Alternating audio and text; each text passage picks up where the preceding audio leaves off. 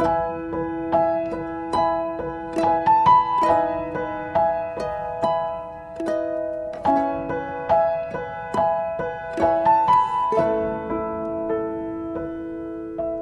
ini katakan yang merasakan hadirat Tuhan.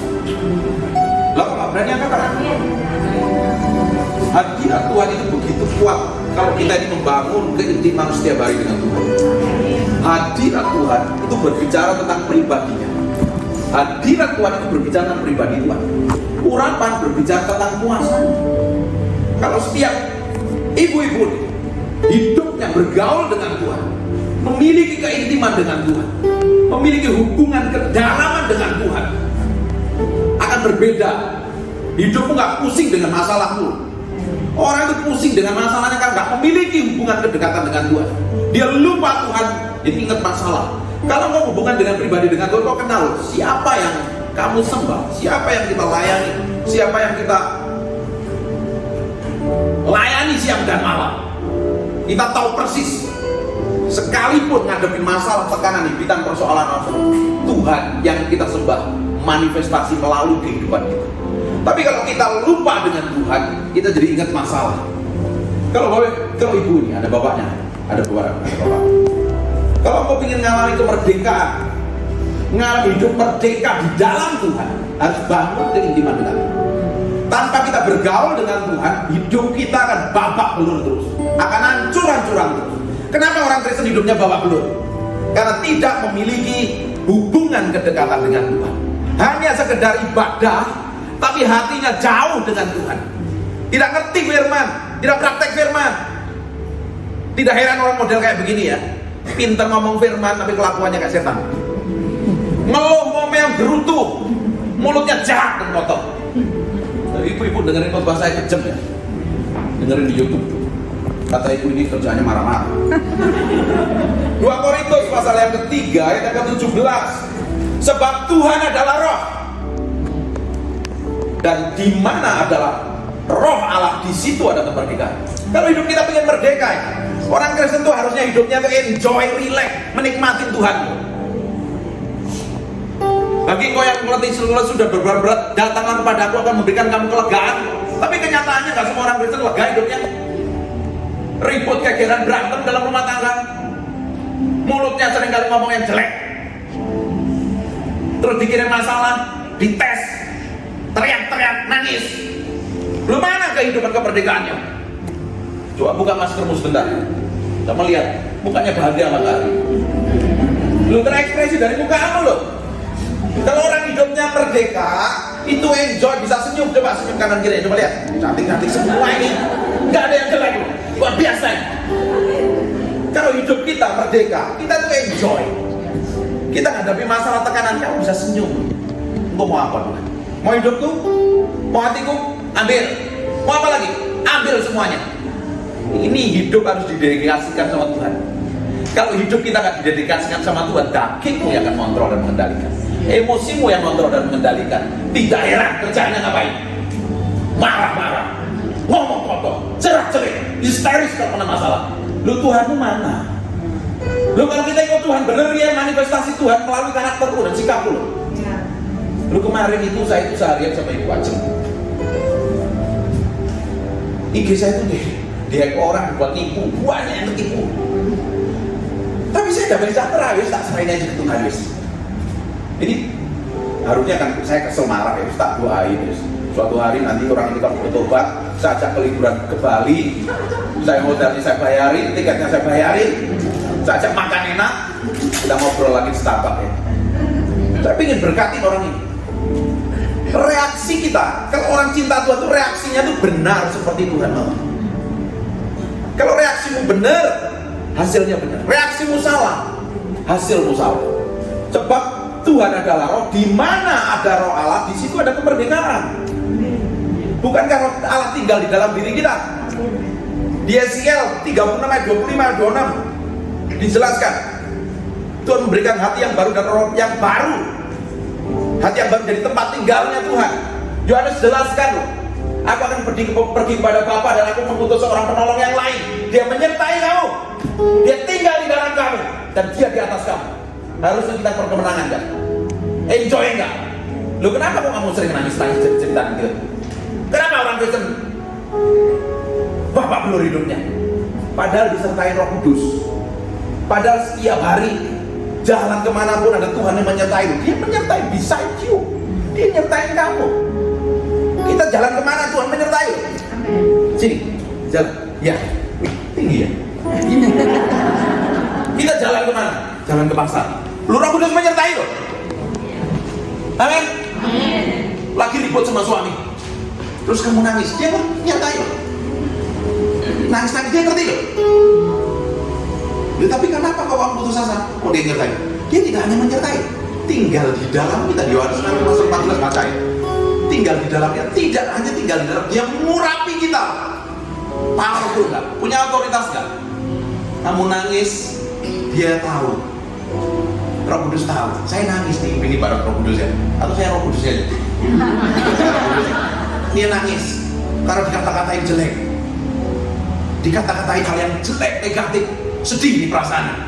Terus dia ngomong sama Tuhan. Roh Kudusnya ngeliatin, tahu. Terus kamu doa nyembah Tuhan, orang sana mentok pelafon nggak dijawab Tuhan. Padahal dia menyertai. Memang sengaja diizinkan seperti itu supaya kita belajar tentang semakin hari semakin mengasihi Tuhan. Baik Bu, kita ini diizinkan perjalanan-perjalanan. Tunggu dulu. Perjalanan-perjalanan yang tidak enak dalam kehidupan kita ini. Tahu nggak kenapa? Tuhan mau uji hati kita. Tes kita ini sungguh-sungguh mencintai Tuhan apa tidak. Bukan berarti Tuhan tinggalkan loh. Kamu lagi mengalami masalah, punya utang, ceritanya punya utang, ditagih debt collector, pusing ceritanya. Terus kamu, ini Roh Kudusnya menyertai. Oh iya, dia lihat.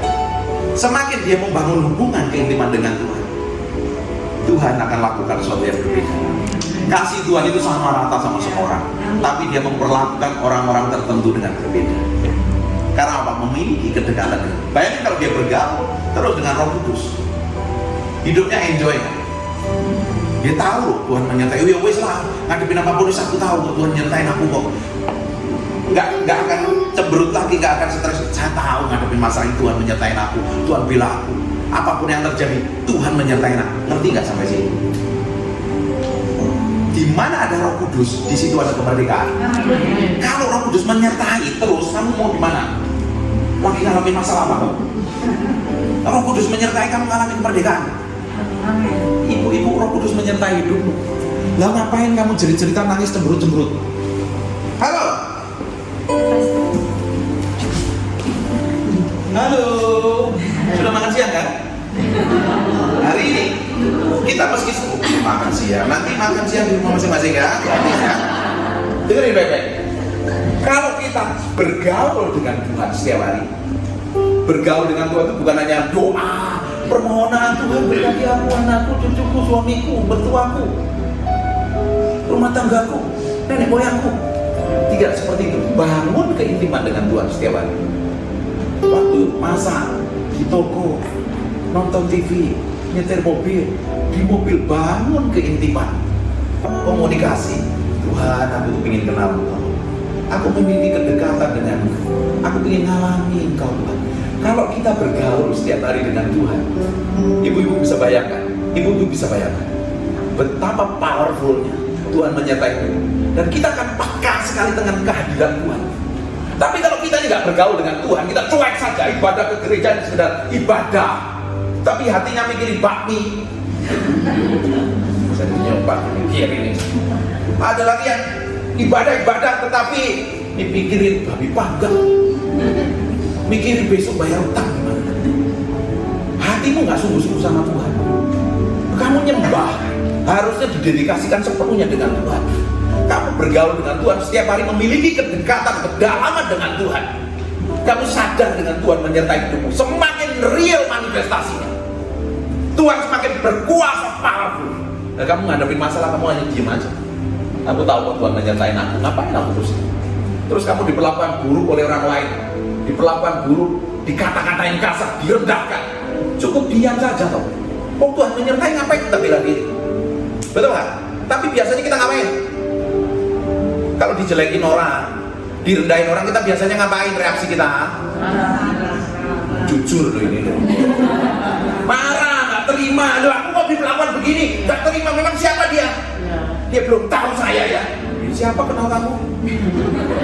Kita kan penting, merasa hebat, merasa harus semua orang respect dan hormat dan sayang sama kita.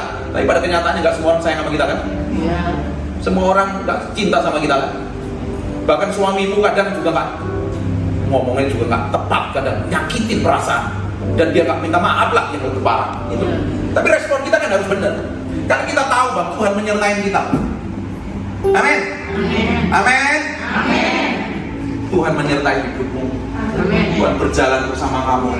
Tuhan mengurapi kamu dan Tuhan janji apa saja yang dikerjakan tangan Tuhan bikin berhasil. Harusnya orang Kristen, orang yang diberkati Tuhan berhasil, powerful. Tapi tidak semua orang ngerti ini. Karena sibuk dengan dirinya, sibuk dengan perasaannya, sibuk dengan egonya. Wah, aku penting ikut Tuhan, ikut ibadah yang udah masuk surga. Wah, enak-enak. Katanya siapa? Terus hidup ngawur, kepahitan gak mengampuni, jelek hatinya, responnya jelek. Ya bagaimana mungkin orang model kayak begini ngalami Tuhan? Bagaimana mungkin suamimu dimenangkan, suamimu diberkati, anak-anakmu diberkati Tuhan? Justru ibu-ibu itu punya pengaruh powerful. Katakan saya. Belum makan lagi ya. Saya. Gitu. Oh. Punya pengaruh. Mulut saya. Punya pengaruh. Punya otoritas. Ngerti nggak? Ibu-ibu itu powerful, bisa mempengaruhi suami. Pengaruhnya powerful. Itu ada contohnya di Kejadian pasal pertama. Suaminya diam di sampingnya, diomongin, gak ngerti loh. Harusnya kan suami yang ngomong, jangan makan. Dia tidak, karena pengaruhnya istri. Makan, akhirnya jatuh dalam dosa. Kutuk sampai Bali akhirnya. Gara-gara manusia satu ini, suaminya diam aja. Makanya pengaruh, kasih pengaruh yang baik buat suamimu. Kasih pengaruh baik buat keluargamu. Amin. Kelihatannya lemah fisiknya ya, tapi semua keputusan suami itu dipengaruhi istrinya. Apalagi istrinya takut akan Tuhan dan cinta akan Tuhan. Powerful. Mulutku penuh kuasa dan otoritas. Tapi dimulai dengan mulut yang bergaul dengan Tuhan, bukan mulut yang ngomel. Apa sih begini? Nggak ngerti perasaanku. Gimana sih? Stop ngeluh, stop komplain. Amin. Waktu kita itu diproses Tuhan bisa-bisa. Saya itu ada My Holy Wife di belakang. My Holy Wife, istri yang kudusan dan satu-satunya sampai umur mati saya. Kita tuh diproses Tuhan bisa-bisa. Kadang dia tuh kalau udah diproses bentuk Tuhan, rasanya udah gak kuat, gak nyerah. Dia sering nyanyi, kapan ya Tuhan Yesus datang? Hei, ngomong sembarangan. Dia sering ngomong begitu. Kamu tuh ngomong sembarangan. Aku tahu loh, kamu putus asa. Karena udah nangis, udah jerit, udah tumangi tangan pendeta, dari pendeta gondrong, pendeta gundul, pendeta gemuk, belum terjadi terobosan. Loh ini kok belum terjadi terobosan? Loh aku nikah sama pendeta kok belum terjadi terobosan, tambah bangkrut katanya. Kalau udah stres banget dibilang gitu. Kapan ya Tuhan Yesus datang? Loh kamu nih ngawur loh. Hati-hati loh belum bisa ngomong tuh yang muji Tuhan. Nanti Tuhan bisa sanggup bikin breakthrough terobosan kapan saja. Makanya omongannya yang benar. Akhirnya dia mulai pelan-pelan berubah. Tapi yang saya nggak suka waktu dia mengalami tekanan hebat, kita ditekan, diremukkan, nggak bisa-bisa diremukkan Tuhan itu sampai nol, sampai hati kita berubah Tuhan. Terus dia nyanyi lagu, saya nggak demen lagu ini. Tak seorang pun mengerti beban. Saya bilang, orang kena masalah kok meratap. Dia bilang, nyanyi adoration pengagungan. Sebab kau besar, perbuatanmu ajaib, tiada yang seperti engkau. Tiada yang sebab kau perbuatanmu ajaib, tiada seperti engkau. Tiada seperti engkau. Kalau pernah masalah, jangan Tuhan segala persoalan tambahmu metangnya, nyanyi lagu-lagu gitu. Udah tahu ngademi tekanan, suami nggak bertobat, mulutnya jelek, lu nyanyinya lu meratap terus. Bersyukur sama Tuhan. Bangun jiwamu, bangun keintiman dengan Tuhan. Kamu akan melihat mukjizat. Reaksimu hari ini dari senyumannya ibu yang manis-manis di Bali. Kamu senyum dengan Tuhan, balik keintiman dengan Tuhan. Kamu ngadepin masalah, kamu enjoy. Kalau waktu ngadepin masalah, kamu stres, khawatir, bingung, kecil kekuatanmu, habis dihajar setan. Kalau dengerin khotbah saya itu kan keras ya. Dengerin baik-baik. Kenapa saya khotbahnya keras? Setan akan hajar lebih keras dan sekedar saya khotbah. Waktu kamu praktek di dunia sana, di praktek di marketplace, di keluarga, di bisnis, di toko, setan akan hajar keras, lebih keras dari sekedar saya khotbah. Makanya kenapa saya khotbahnya keras? Supaya orang Kristen sadar dan bertobat. Karena udah dikhotbahin bertahun-tahun gak berubah, gak ngerti firman, gak ngalami kemenangan. Lah kemana khotbah yang didengar dari pendeta banyak itu? Kok masih gak berubah terus? Ini momen waktu kita ambil keputusan sama Tuhan, ikut Tuhan, berubah menjadi serupa segambar dengan Tuhan. Karaktermu, sikapmu, dan perbuatanmu. Kamu kemana saja kamu akan mengalami kemerdekaan. Makanya orang itu mesti ngerti firman, ngerti kebenaran. Puji Tuhan loh, Ibu Eli hebat. Kenapa hebat? Tiap Senin, Selasa, Rabu online terus loh. Ibu-ibu ini kalau nggak ngerti firman, keterlaluan ini. Udah dikhotbahin berkali-kali nggak praktek firman, keterlaluan ini. Tak laporin Tuhan, sentil. Harus bertumbuh ya. Karena firman yang kita ketahui itu firman akan memerdekakan hidup kita. Amin. Di Yohanes 8 ayat 32 ngomong begini. Dan kamu akan mengetahui kebenaran dalam firman Tuhan. Kebenaran yang kamu ketahui itu kebenaran yang kamu ketahui itu akan memerdekakan kamu. Kita tahu kebenaran, kita ambil keputusan yang benar, melakukan, dan kita akan mengalami kemenangan. Amin. Saya rasa ini ibu-ibu udah ikut sub dan tahu makan firman banyak kok. Tinggal praktek hidup aja, ngapain sih pusing-pusing. Tapi kenyataan praktek firman itu kan yakin itu susah sekali kan. Suruh puasa pagi-pagi laparnya bukan main. Ayo siapa ngalamin? Saya itu kalau puasa tuh, ini saya mau puasa. Dia pagi-pagi masak harum sekali. Loh ini cacingmu udah teriak-teriak ini lagi-lagi. Kita tuh pengen berdoa, tiba-tiba mau ngantuk berat daging ini mesti disalibkan. Kalau kita mau praktek firman, hidupin firman, daging ini mesti dimatiin. Kalau enggak ini akan menghalangi. Kita harus disiplin dengan kuat ikut Tuhan. Kalau kita nggak disiplin, kita akan menjadi orang yang bapak belum dihabisin setan. Disiplin baca firman itu penting. Tahu nggak Bapak Ibu? Toko-toko buku di Alkitab, toko-toko buku Kristen di Indonesia itu banyak bangkrut. Kenapa? Orang Kristennya malas baca. Kalau engkau malas dengan baca buku, engkau ada masalah dengan malas baca Alkitab. Tapi puji Tuhan, ada media. Sekarang ada Alkitab audio, Inggris pun ada, Indonesia pun ada. Masih malas dengerin, kemampuan. Kurang apa lagi? Khotbah tiap minggu, seminggu berapa kali? Terus hidupmu gak berubah. Bertahun-tahun seperti bapak belum terus. Lah kemana jadi orang Kristennya? Harusnya hidup kita berubah kok. Dia serupa segambar dengan Tuhan kok. Semakin kita akan ngerti firman, semakin hidup kita mati daging, pikul salib, sangkal diri, karakter, kelakuan, sikap kita seperti Tuhan. Amin.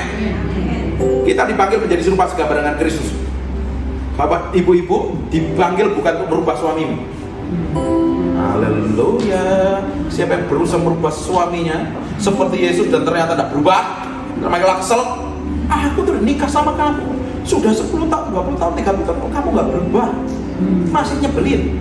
Ada yang pernah ngomong gitu? Gak ada, makanya bahagia. Haleluya. Tetapi kita ini harus belajar terus semakin hari ngikutin apa yang Tuhan mau. Simple kok. Kalau kita mau berhasil dan sukses simple. Dengerin Tuhan ngomong, ngelakuin firman, pasti sukses dan berhasil. Tapi yang jadi masalahnya daging nggak suka. Dan setan akan jebak kita begitu rupa dengan tipu muslihat dan tipu daya. Kalau kita nggak tunduk kepada firman, kita dihabisin setan. Berapa banyak orang daging ini selalu muncul, sekalipun pendeta. Kalau nggak belajar mikul salib sangkal diri, dagingnya akan menonjol dan menghancurkan. Perlu dimatikan. Khotbah saya selama sepanjang tahun 2002 pikul salib sangkal diri kok.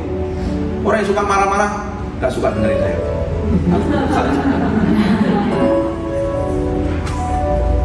Pingin sama seperti punya pikul salib sangkal diri. Di Galatia pasal yang kelima ayat 16. Maksudku ialah hiduplah oleh Roh. Kita akan bisa hidup dipimpin Roh.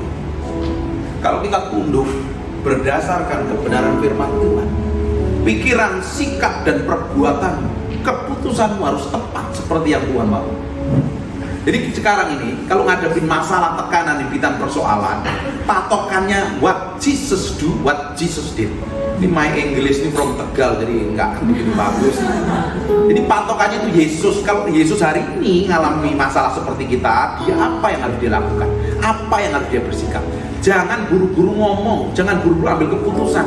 Kalau kita ngadepin masalah, kita bawa dulu kepada Tuhan.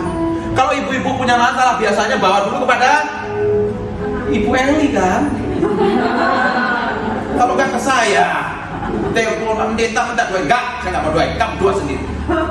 Konseling sama saya itu sering sama Eli malah. Kalau konseling sama Ibu Eli, kamu sayang saya. Ibu-ibu biasanya kalau ngadepin masalah larinya pertama kali kemana? Kemana? Ayo kemana? Kok tertuduh semua mukanya? Kalau Raja Wali terbang tinggi cari Tuhan. Kalau guru gereja terbangnya kemana? Ke kabel telepon. Iya, ke WA. Tolong doain, bantuin doa, tembangi tangan, dukung, dukung. Kamu mau dukung apa? Gak bisa. Kamu mesti berjalan, bertumbuh ke arah Yesus Kristus, kenal Tuhan, praktek firman, bergaul dengan Tuhan, mengalami kemenangan. Orang Kristen yang sejati itu seperti itu. Ibu-ibu dipulihkan, bukannya sekedar dipulihkan, suatu hari akan memulihkan orang lain. Amin. Kekristenanmu tidak berhenti sampai ibadah seperti ini, tidak berhenti sampai ibadah di gereja. Kristus harus memulihkan banyak orang dan dipakai untuk memuliakan nama Tuhan. Nama Tuhan harus dipermuliakan atas hidupmu dan disebut atas anak cucu. Amin. Jangan fokus pada masalahmu. Kalau kena masalah, masalah itu kecil, Tuhan kita lebih gede. Tapi kalau kita kena masalah kan paling kita itu ingin ditumpangi tangan, dikasih seluruh Jakarta Raya, diempok-empok maju ya bu maju. Apa tak doain ya bu ya? Aduh dukung dalam doa. Ngapain kamu punya Tuhan kok? Sekarang belajar dewasa ya. Banyak orang Kristen hidupnya seperti anak-anak udah tua, rambutnya udah putih, kelakuannya kayak anak-anak, nggak dewasa secara rohani. Bagaimana mungkin orang ini bisa memerdekakan orang lain terus? Kita harus hidup yang berbeda. Kita harus ambil keputusan yang berbeda. Sikap kita harus seperti Tuhan. Katakan sikap saya. Mulai hari ini harus seperti Tuhan. Mulut saya hari ini harus berkata-kata seperti Tuhan. Saya mau stop ngomel, mau stop gerutu, stop ngeluh. Saya mulai hari ini mau memperkatakan janji Tuhan. Janji lo sendiri sama Tuhan lo ya. Janji lo ya. Awas nggak dilakuin lo. Kayak urusan sama Tuhan. Kalau kita mau lakukan seperti ini, hidup itu akan ngalami enjoy. Orang Kristen harusnya senyumnya paling lebar dan hidupnya paling bahagia. Saya tuh setelah ikut Tuhan tuh bahagia banget. Hadapin masalah ya wis tak serahin ke Tuhan ya wis. Karpe Gusti lah, karpe Gusti. Ada orang bikin dosa nyakit ya sekarangnya lah. Orang modal memang mau melakukan, mau diapain. Kalau ada orang, biasanya kita itu kan kepo kan. Bener kan? Dunia perkepoan ibu-ibu apalagi. Ya, dunia pergosipan apalagi. Suka ngomongin orang kan. Kalau ngomongin orang ditambahin bumbu-bumbu yang sedikit, itu lebih pedas, itu kan seperti makan babi guling atau nasi padang dengan cabai yang macis gitu. Sekarang mulutmu harus ngomongin janji Tuhan. Kalau mulutmu mau dipakai Tuhan, ngomong firman. Kalau suamimu belum bertobat hari ini, ada suaminya yang bapak belum? Kayaknya nggak ada ya? Kayaknya yang ada di Jakarta aja, di Bali kayaknya nggak ada. Kalau melihat anakmu belum bertobat, suamimu belum bertobat, jangan lihat kelakuannya, lihat janji Tuhan atas hidupnya. Kalau kita lihat masalahnya, kita stres. Aku cinta Tuhan kok malah kayak begini. Kok aku ngalami kayak begini tuh. Wah aku baru nyembah Tuhan, ikut Tuhan kok malah masalahku tambah berat. Ini piye? Ya opo? Ketemu orang benceno. Wah aku cinta Tuhan, ngalami melayani Tuhan kok ngalami kayak begini. Kenapa? Lihat Tuhan. Tuhan punya rencana di setiap langkah dan apapun yang dikerjakan. Tujuannya satu, untuk mempermuliakan nama Tuhan. Hidup kita akan mencerminkan kemuliaan Tuhan yang semakin besar. Kalau kita berubah, pasangan kita berubah, orang lain berubah, dan itu perubahan dimulai dengan pikul salib, sangkal diri, mati kaki. Amin. Maksudku ialah hiduplah oleh Roh, maka kamu tidak menuruti keinginan daging. Kalau kita hidup dipimpin Roh Kudus, karena kita bergaul dengan Roh, kita nggak ngikutin keinginan daging kita. Karena keinginan daging ini begitu rupa menjerat kita. Kalau kita nggak kuat dengan Tuhan, kita nggak mengerti kebenaran. Waktu kita ngadapin masalah, biasanya ngapain pertama-tama? Khawatir, stres, bingung lagi gimana? Oh, pertama naik, ini bensin naik gimana? Ini kan nggak naik. Loh suamiku kok kayak begini terus? Bisnismu kayak apa? Semua mempertanyakan. Kalau kita mempertanyakan Tuhan dengan kejadian yang terjadi dalam kehidupan kita, lama-lama kita nggak percaya Tuhan. Kadang kita itu nggak perlu tanya apa-apa sama Tuhan. Kalau kita menghadapi masalah, ikutin aja. Karena ujungnya Tuhan tetap baik kok. Katakan Tuhan itu baik. Kalau kita memperkatakan janji Tuhan, kita ikat Tuhan, kita bergaul dengan Tuhan, hidupmu akan merdeka dan bahagia. Tapi kalau kamu lihat masalahmu terus, kekuranganmu terus, ada kan, oh ya, saya pernah seringin orang ngomongin jelek, saya teleponin jelek, 5 menit jelek, 10 menit ngomongin jelek, lama-lama saya tutup saja. Kamu mesti dengerin saya, kamu jangan ngomong terus ngomong jelek. Orang yang ngomongnya jelek, pasti hatinya jelek dan harus bertobat. Orang yang mau dipimpin Roh Kudus, dia harus menyangkal keinginan dagingnya. Sebab keinginan daging berlawanan dengan keinginan roh, dan keinginan roh berlawanan dengan keinginan daging, karena kedua-duanya bertentangan. Sehingga kamu setiap kali kamu melakukan apa yang kamu kehendaki, setiap kali tidak melakukan apa yang kamu kehendaki, ingin doa tidur, haleluya, puji Tuhan, terpujilah namamu, 3 jam kemudian aneh. Daging ini selalu melawan keinginan roh, dan daging ini perlu disalibkan setiap hari. Kita disakitin orang, harusnya mengampuni. Khotbah saya tadi pagi, kalau kita disakitin orang, dituduh orang, difitnah orang, kita harus ngapain? Mengampuni. Tapi prakteknya biasanya marah duluan kan, enak aja, misalkan, bisa kayak begini enak aja, bener gak? Daging disinggung sedikit biasanya ngapain? Gak terima. Aku ini kan wanita terhormat, wanita bijaksana, wanita durhaka, dia nggak tahu saya. Aku kan luar biasa, kok dia nggak memperlakukan aku seperti yang aku mau ya. Terus kita marah, tersinggung. Daging harusnya riak diam. Kalau kita dipimpin Roh Kudus, orang melakukan apapun juga kamu bisa senyum dan tenang. Sekarang mulai, pokoknya aku Yesus saya. Harusnya seperti itu. Tapi dagingmu akan teriak, enak aja, gak sopan, gak tahu diri orang. Dia belum tahu berapa banyak utangku, berapa banyak berkatku. Dia gak tahu semua tentang kalau daging itu berbicara tentang aku, diriku, dan saya. Daging selalu berbicara tentang me, I, and myself. Kalau fokus kita pada diri kita sendiri, kita menjadi orang yang egois, keras kepala, susah ditegur, susah dinasihatin, maunya sendiri, benernya sendiri, hebatnya sendiri, dan merasa masuk surga sendiri. Padahal kelakuannya, waduh, horor. Kita harus jadi orang berbeda hari ini. Amin. Gak ada orang yang kepahitan kan? Ada nggak? Ada orang kepahitan di sini? Wah, selama suamimu gak ada. Oh, keluarganya bahagia semua, kok di sini gue? Lo kok senyum? Keluargamu kan bahagia? Nggak ada masalah kan? Kesel sama suami nggak ada kan?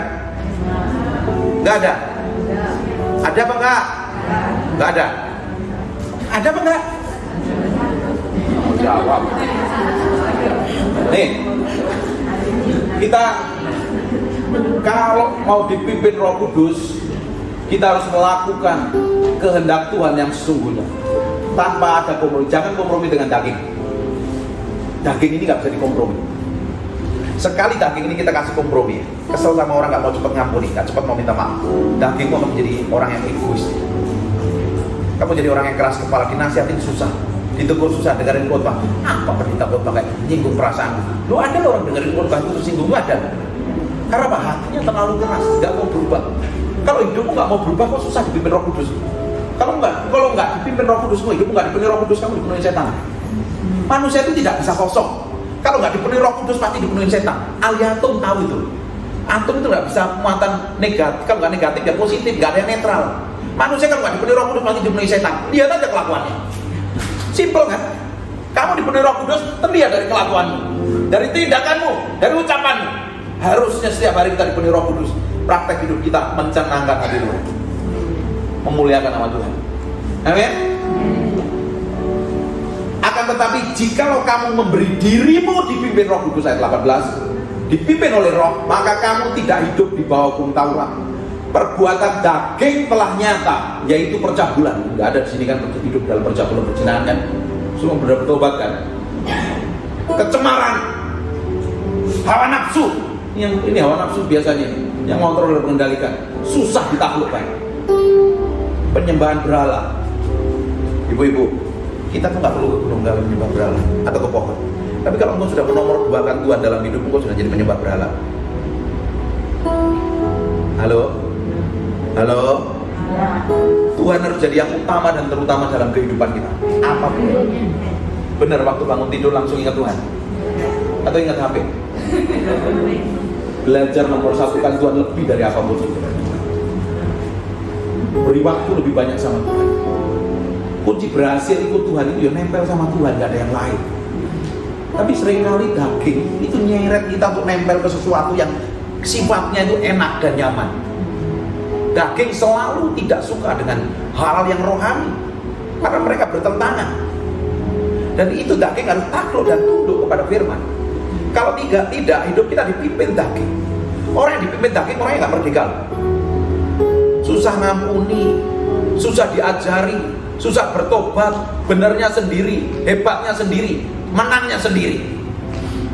Orang model kayak begini tidak akan pernah bisa dipimpin Roh Kudus, karena daging dan hawa nafsunya yang mengontrol dan mengendalikan. Kita harus tahu diri. Hidup kita setelah kita ikut Tuhan, hidup ini bukan untuk kita sendiri. Ini hidup buat Yesus. Katakan hidupku untuk Yesus. Melakukan segala sesuatu harus seizin Yesus. Benar? Benar seizin Yesus? Atau seizin dagingmu? Benar nggak kita ambil keputusan segala sesuatu sekarang libatkan Tuhan? Harus dilibatkan Tuhan, apapun itu. Kalau kita ambil keputusan semau kita sendiri, ujungnya kita ketemu trouble dan masalah. Coba cek. Semua keputusan yang kita ambil secara keinginan daging dan hawa nafsu kita, pasti ujungnya trouble. Coba cek kita kembali. Coba tutup matanya sebentar. Koreksi diri dengan problem-problem yang pernah kita alami. Semua masalah yang terjadi dalam diri kita ini karena keputusan kita tidak sesuai dengan apa yang Tuhan mau. Bukan melakukan kehendak Roh Kudus, tapi keinginan daging kita. Nah, itu yang harus kita taruh di pusat kehendak Tuhan. Kalau orang Kristen tahu ini, hidupmu akan mengalami sesuatu yang ajaib dan luar biasa. Amin. Amin. Ada lagu di hadiratmu.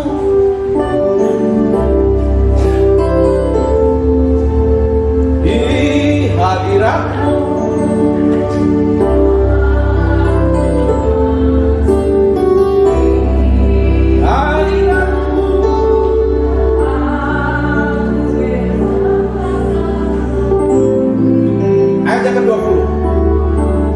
Penyembahan berhala, sihir, perseteruan.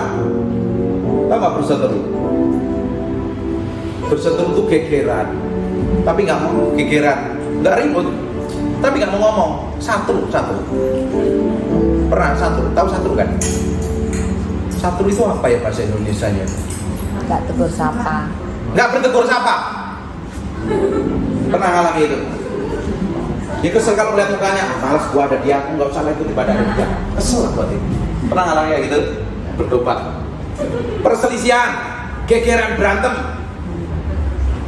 iri hati, iri kalau ada orang diberkati, iri kalau ada orang beli barang mewah.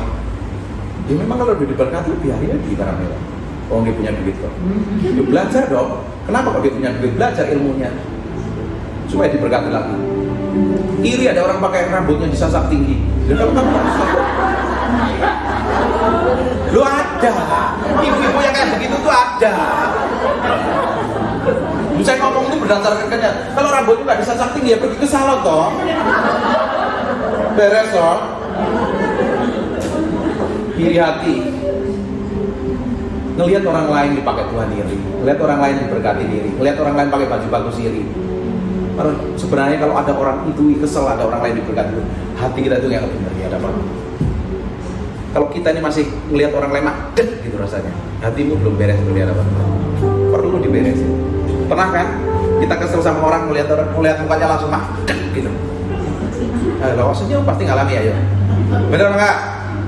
Kita pernah kan rasanya resah, hatimu nggak beres di hadapan Tuhan, nggak ngalami kayak gitu. Perlu dibereskan. Kalau itu nggak diberesin, itu lama-lama kan dikontrol, mengontrol dan mengendalikan, menjerumuskan, mengikat begitu rupa. Akhirnya kamu kesel, marah. Makanya alat selanjutnya Pak, setelah iri hati apa? Marah, amarah. Loh marah itu boleh nggak? Marah itu boleh, tapi harus holy emotion.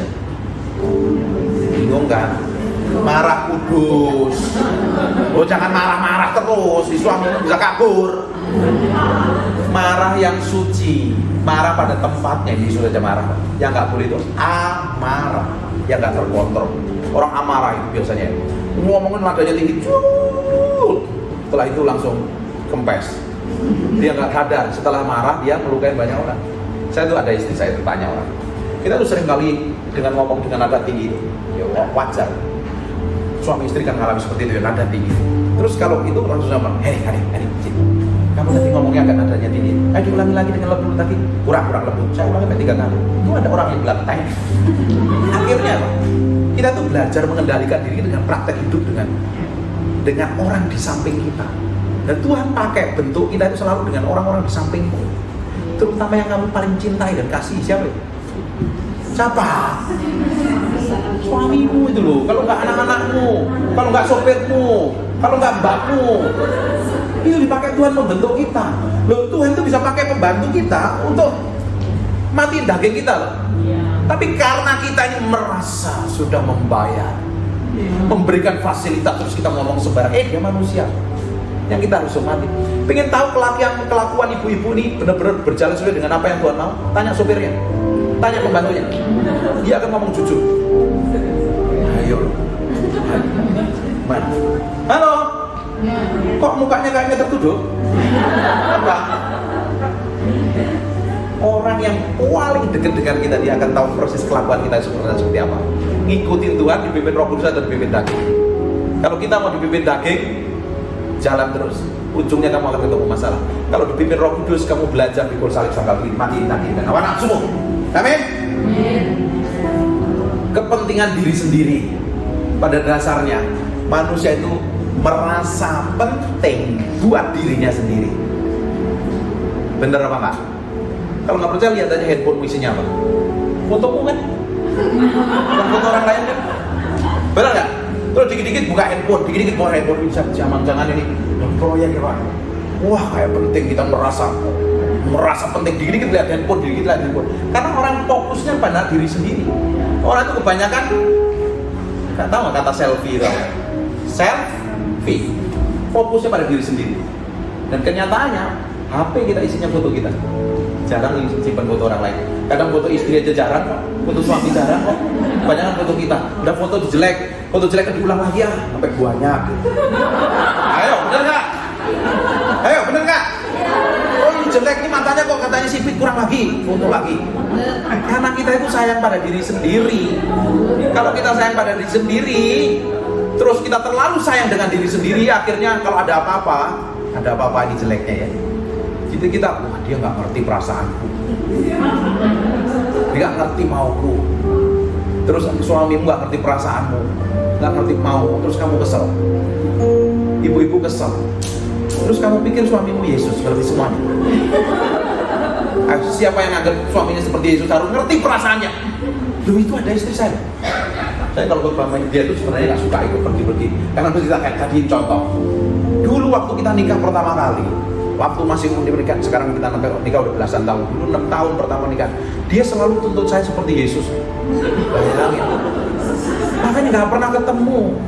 Loh kamu kan hamba Tuhan harus seperti Yesus. Loh aku kan masih daging. Siapa yang nuntut suami yang seperti Yesus? Oh kamu nggak seperti yang kuharapkan. Dia mana ada suami yang seperti yang diharapkan istrinya? Itu kan by proses. Betul apa enggak? Tapi maunya kita itu nuntut orang lain seperti yang kita mau kan? Ngomong seperti yang kita mau, bersikap seperti apa yang kita mau. Kalau kita nggak dapatkan itu kita marah, kesel, jengkel, dan marah, ngamuk-ngamuk. Yang rugi siapa? Yang pintar siapa? Kita nggak bisa nuntut orang lain seperti yang kita mau. Kita nggak bisa atur orang bersikap apapun juga ya terserah dia kok. Yang kita bisa atur kan diri kita sendiri. Tapi kalau dengar khotbah biasanya kan tuh kamu. Ayo, siapa? Aku kan. Kalau apalagi kalau ada suami itu, khotbah pendeta, itu kan. Ayo, dengerin wewe. Kalau ibu-ibu ini dengar firman, dengar khotbah di YouTube, di Zoom, di IG, di ibadah, dengerin firman itu bukan untuk orang lain, itu buat kamu. Amin. Jangan pernah paksa orang lain bertobat seperti yang kamu mau, kamu akan kecewa. sampai rambutmu biru, dia nggak berubah. Nah, kita nggak akan bisa, kita tuh nggak dipanggil untuk merubah orang lain. Katakan saya tidak dipanggil untuk merubah orang di sekitar saya, terutama pasangan hidup saya. Tapi saya dipanggil untuk menjadi serupa, segambar dengan Tuhan. Ada orang-orang yang mengharapkan pasangan hidupnya seperti Yesus dan kecewa, sampai kepahitan, kena kanker kan. Bayangin, karena nggak tahu maksud Tuhan apa. Ya, kita ngerti kebenaran. Ya, kalau melihat pasanganmu nggak berubah, kamu langsung bilang, Jesus, I just want to thank you. Jesus, I just want to thank you. Jesus, I just want to thank you. Thank you for being so good. Biasanya kalau kita ngarepin orang lain gak berlaku seperti yang kita mau, biasanya ngapain? Kamu begini. Sekarang belajar berubah. Yesus, terima kasih. Kok ada manusia antik seperti ini dikirim ke saya ya? Terima kasih, oh ini luar biasa. Saya ngomong sama istri saya, ini wanita luar biasa. Saya sering ngomong sama istri, ini wanita luar biasa dikirim dari surga untuk meremukkan saya. Kita sering ngomong, terima kasih sayang, cinta negeri, gula madu sugar. Terima kasih, engkau dikirim dari surga untuk meremukkan hati saya. Memang harus gitu. Akhirnya respon hati kita itu benar ya, apa Tuhan. Kita nggak ngomel anggerutu tapi bilang, Jesus, I just want to thank you. Thank you sama suami yang nyebelin, ngomongnya kasar, gak peduli, anak-anak yang jengkelin, semuanya yang dikirim sekitar itu dari Tuhan. Katakan semua yang jelek, yang menjengkelkan, menyebalkan di sekitar hidup saya, dipakai Tuhan, merubah hati saya. Dengarnya enak kan, biar ketawa-ketawa kan. Nanti kamu praktek akan nangis.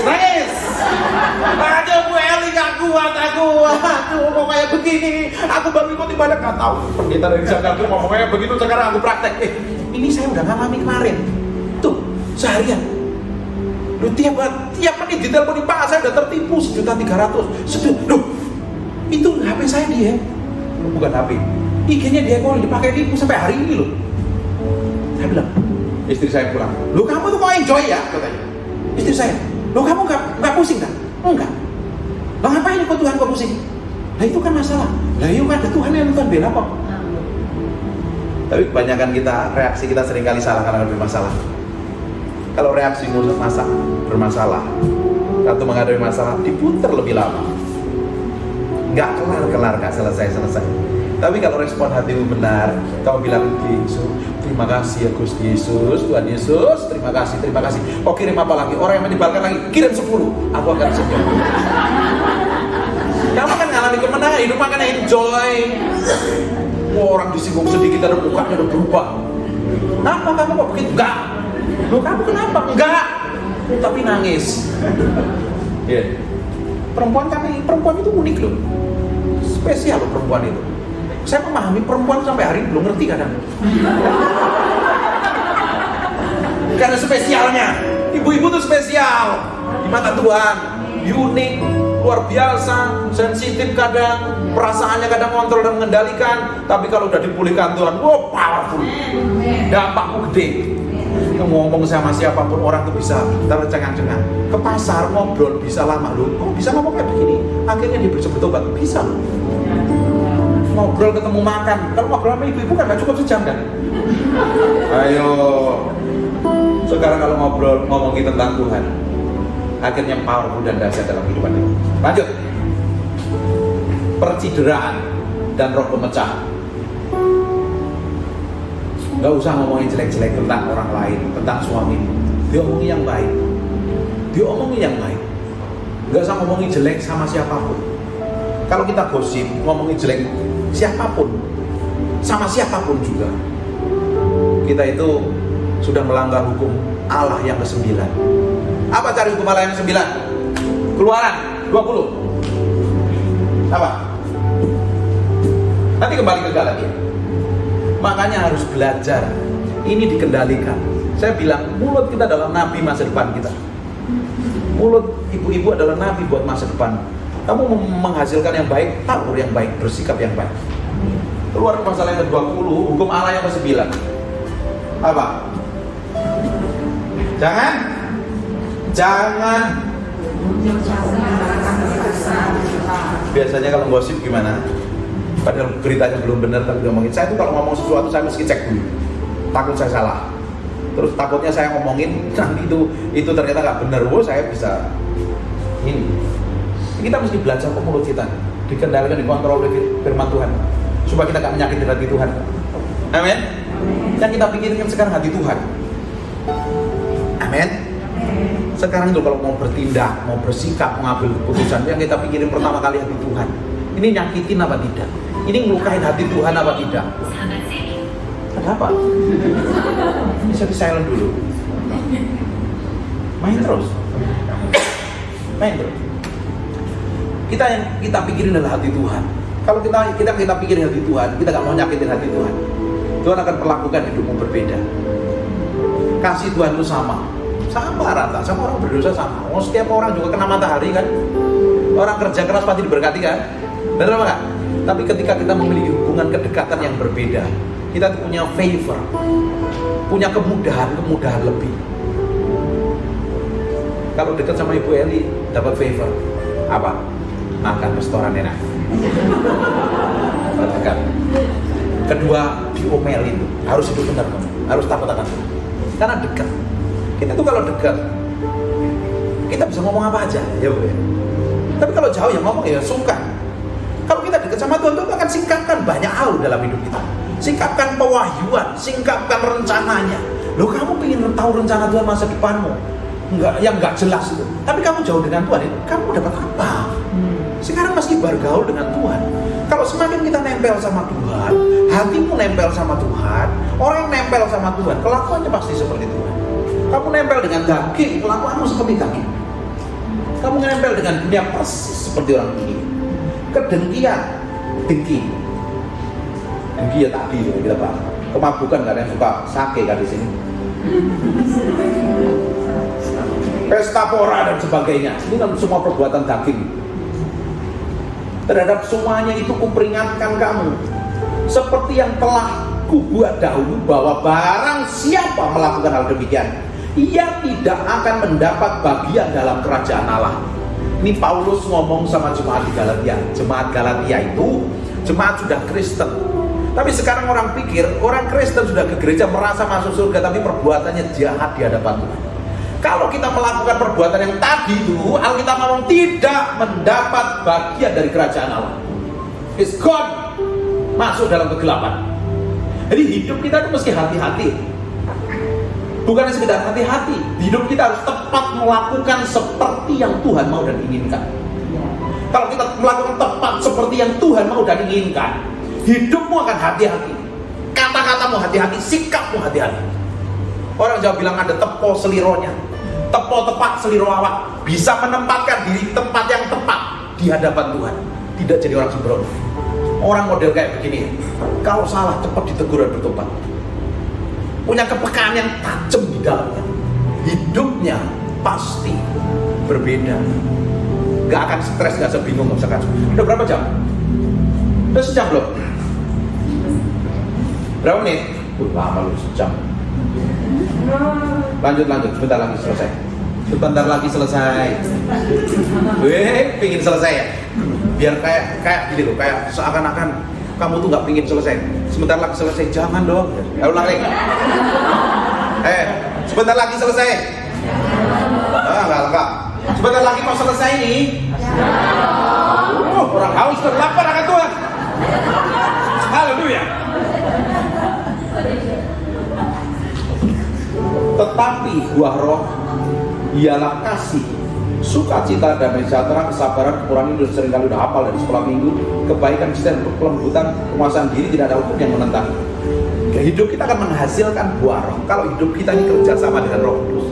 Tidak langsung ujuk-ujuk kita menghasilkan buah roh, itu nggak ada. Itu karena kerjasama kita dengan Roh Kudus setiap hari berjalan dalam kesetiaan, dalam kesabaran, dalam roh takut akan Tuhan, dalam hidup benar, hidup kudus, pikul salib, sangkal diri. Lama-lama setiap hari kita berjalan seperti itu. Pak, stres Pak, kamu sabar, kamu punya iman, kamu tekun terus, berjalan dalam kekudusan, berjalan dalam kesucian. Tambah hari kita bergaul dengan Tuhan, tiba-tiba manifestasi buah roh itu nyata. Siapa yang menikmati? Oh, di sampingmu. Kalau itu begitu powerful, kamu bisa dampak besar. Seperti ibu ini, jadi gembala seluruh Indonesia bagi mama. Powerful kan? Keren nggak? Keren. Tuhan mau hidup kita seperti itu, bukan muter-muter pada persoalan yang sama. Tiap tahun kerjanya ribut, gegeran, persoalan seperti itu. Stop, sekarang mulai berjalan. Tidak hanya berhenti pada gurun, kita tanam perjanjian, menikmati berkat Tuhan. Amin. Barang siapa 24 24, 25, 26 selesai. Barang siapa menjadi milik Kristus. Saya itu dari Jakarta jauh-jauh, harusnya khotbahnya buat jam ya. Kan sayang ya, biayanya mahal, harusnya khotbahnya lama ya. Tapi kelihatannya udah lapar sih. Barang siapa menjadi milik Kristus Yesus, ia telah Barang siapa menjadi milik Kristus Yesus, ia telah menyalibkan daging dengan segala hawa nafsunya dan keinginannya. Kita menjadi milik Kristus, kita harus belajar menyalibkan keinginan daging dan hawa nafsu. Kita tetap memiliki hawa nafsu, tapi semuanya diserahkan kepada Tuhan. Kita tetap memiliki keinginan-keinginan yang sejalan dengan Tuhan. Amin. Hidupmu pasti berubah. Mukamu kalau menghadapi masalah, buka mukanya master sedikit, saya ingin lihat senyum yang paling indah di Bali. Buka masker, cepat. Cepat buka maskernya terus senyum sama sampingmu yang paling indah, yang paling manis, coba. Haleluya, cantik luar biasa. Waktu menghadapi masalah nanti langsung senyum ya. Luar biasa, Tuhan gue baik, cantik. Tapi kalau kamu kena masalah terus mukamu langsung ngeri. Harus banyak senyum. Barang siapa menjadi milik Kristus Yesus, ia telah menyalibkan daging dengan segala hawa nafsunya dan keinginannya. Jikalau kita hidup oleh Roh, baiklah hidup kita juga dipimpin oleh Roh. Jangan gila hormat, nggak usah cari-cari penghormatan, nggak usah cari muka tetap di sini. Amin. Orang kok pengen itu kok aku kesel, kenapa nggak disalami Bu Eri? Nggak usah. Kamu perlu cari muka sama Yesus. Kalau dikasih Yesus pasti dikasih banyak orang. Amin.